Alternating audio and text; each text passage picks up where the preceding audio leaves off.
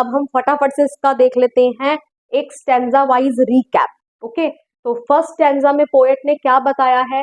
First stanza में poet क्या कहते हैं कि जो सभी अर्थ है इस पर जो लोग रहते हैं वो सेम है हर जगह।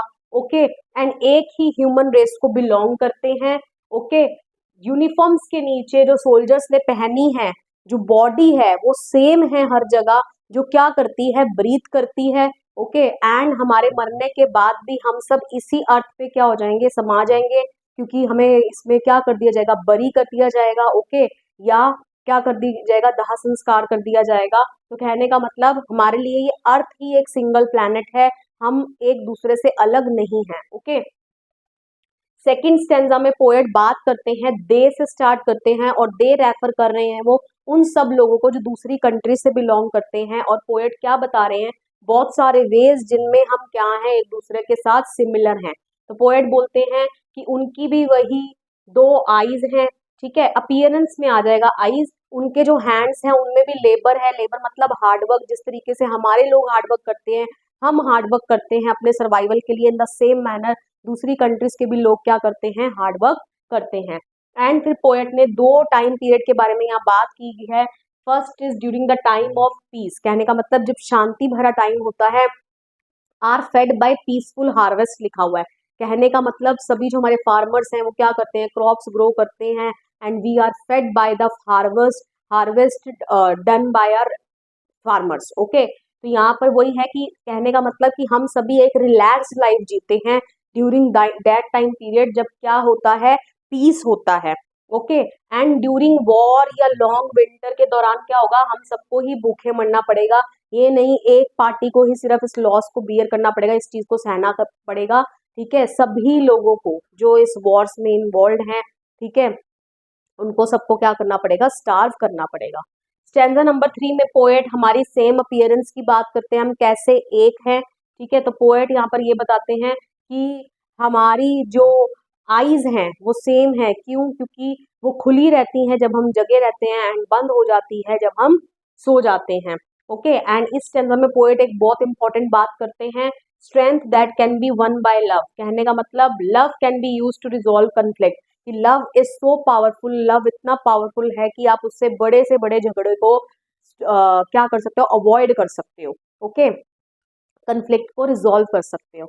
Okay, and then fourth stanza में पोएट हमें ये बताते हैं कि we should not consider anyone to be our enemy, हमें किसी को अपना दुश्मन नहीं मानना चाहिए।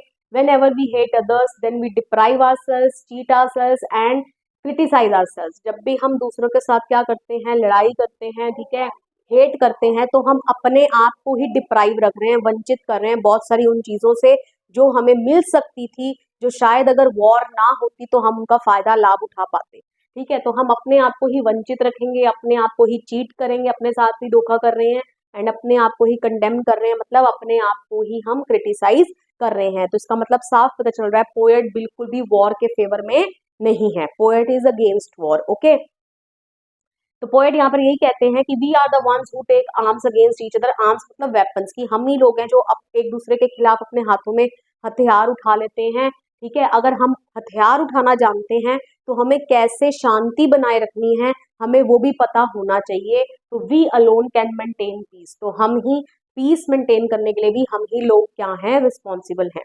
ओके, एंड स्टैंजा नंबर 5 में आप सिर्फ इस एक क्वेश्चन का आंसर प्रिपेयर कर लीजिए, आपका पूरा स्टैंजा 5 इसके अंदर कंप्लीट हो जाएगा कि how does human defile earth, defile मतलब पोल्यूट, कि ह्यूमन अपने एक्शन से कैसे इस अर्थ को क्या कर रहे हैं, पोल्यूट कर रहे हैं।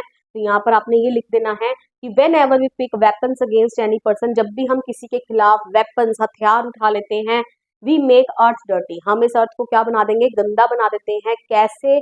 Because weapons kill people and their bodies which fall on the earth accumulate making it impure, क्योंकि वेपन जब भी हम उठाएंगे तो ऑब्वियसली दोनों पार्टीज को क्या करना पड़ेगा, will have to bear loss.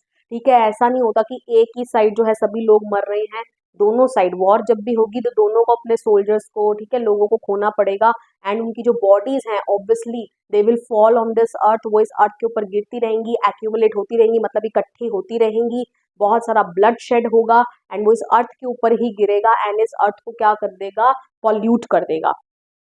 Okay, and the fire of war, ये मैं आपको पहले भी बता चुकी थी, the fire of war which erupts, जो फायर, जो आग, ठीक है, वॉर की एक जो आग हमारे दिलों में भरी है, ठीक है, जो ब्रेक आउट हो गई है, मतलब कि अब हम युद्ध करने लगे हैं एक दूसरे के साथ, ठीक है, तो स्मोक विच कम्स आउट, जिसका धुआं भी ऑब्वियसली निकलेगा, वो इस पूरे अर्थ को, जो डस्ट विच फिल्स द एयर, जो उसकी डस्ट है इस पूरी एयर को क्या कर देगी, भर देगी, ठीक है, वो क्या करेगी, violate the purity of air, वो हमारे अर्थ की इस प्योर एयर की प्योरिटी को क्या कर देगी, वायलेट कर देगी, मतलब कि कहने का मतलब हमारी एयर को क्या बना देगी, इम्प्योर बना देगी। ओके, तो अब हम कर लेते हैं, यहाँ हमारी स्टेंजा वाइज एक्सप्लेनेशन खत्म हो जाती है। अब हम कर लेते हैं फटाफट से इसकी लिटरेरी डिवाइसेस। सबसे पहले rhyme scheme.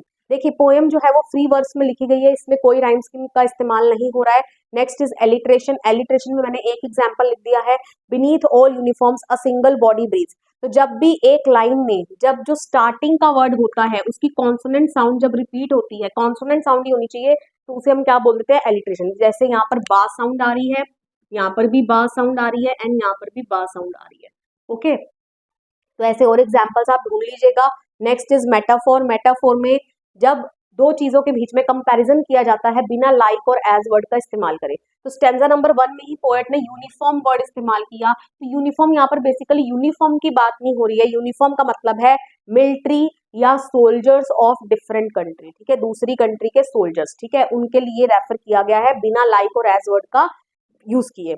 Next is repetition. Repetition का मतलब होता है, ऑब्वियसली आप समझ गए, जब हम एक चीज को बहुत बारी रिपीट करते हैं, तो बहुत सारे वर्ड हैं जो पोएट पोएम में बहुत बारी रिपीट हुए हैं। That is remember. Okay, remember word बहुत बारी रिपीट हुआ है, या कोई एक पूरी लाइन भी हो सकती है जो बार बार हर एक स्टैंजा के एंड में रिपीट हो रही है, उसे भी हम रेपिटिशन कैटेगरी में डाल देते हैं।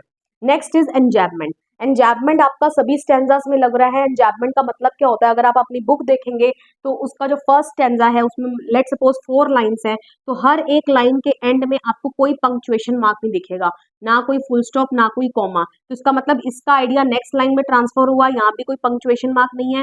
इसका आइडिया नेक्स्ट लाइन में ट्रांसफर हुआ, यहाँ भी कोई पंक्चुएशन मार्क नहीं है। इसका आइडिया नेक्स्ट लाइन में ट्रांसफर हुआ और यहाँ फुल स्टॉप लग गया। इसका मतलब इस स्टैंजा में क्या इस्तेमाल हो गया, एंजैबमेंट इस्तेमाल हो गया। Okay, so this was all about this poem, ठीक है, इस पोएम में यही था। अगर आपने इसकी फुल वीडियो देखनी है स्टैंजा वाइज, तो आप एक बार उसको भी चेकआउट कर सकते हैं।